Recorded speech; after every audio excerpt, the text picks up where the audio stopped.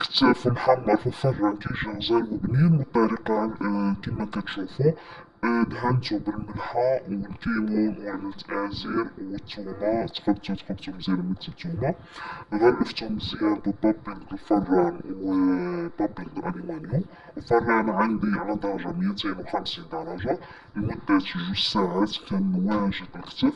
دهنتو بالزبدة، الزبدة من الأحسن أنها تكون من النوعية الممتازة باش كتعطينا ديك البنة وديك النكهة مزيانة. دابا غنبداو نعملو الخضرة باش نسوطيوها. عندي هنايا قزبور معدنوس والثومة والبابريكا والكيمون والملحة والزيت، زيت الزيتون. شرملت منهم بطاطا صوتي، اللوبيا شعرة صوتي، وجردة. أنا هاد الخضرة هادي بخرتها باش كتكون صحية 100%، وعملت شلاضة مكرونة لكم الاختيار. من بعد ما تحمرنا الكتف على هاد الشكل هذا حتى شوفوا ديك اللوين ديالو كيف كتشوفوا، راه الشكل ديالو راه كيشاهي. صافي كنوجدوه في طبق التقديم مع الزيتون مع الملحة والكيمون والحار ضروري كترافق مع الشبع.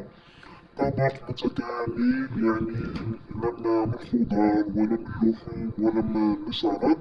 كيجي طبق راقي وغزال توجدوه للضياف، توجدوه لبيباتكم ولا راسكم.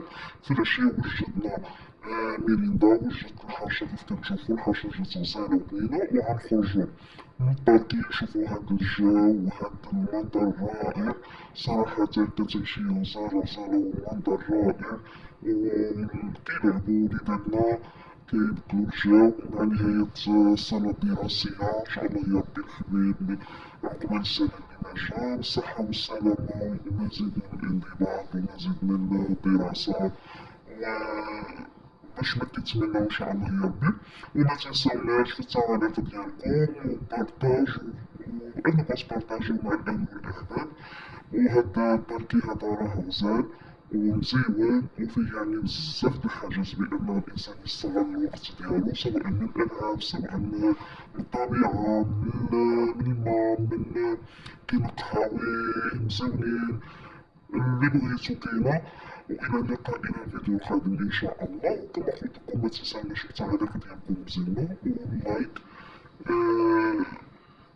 باش يوصلكم كل جديد. والى اللقاء الى الفيديو القادم ان شاء الله. وسنه دراسيه مقبله ان شاء الله يا ربي بالصحه وبالسلامه وباش ما تتمناو. وعاشوراء مبروكة ليكم، الله يدخل علينا وليكم الأمة الإسلامية كاملة هاد الشهر بالصحة والسلامة وباش ما كتمناو.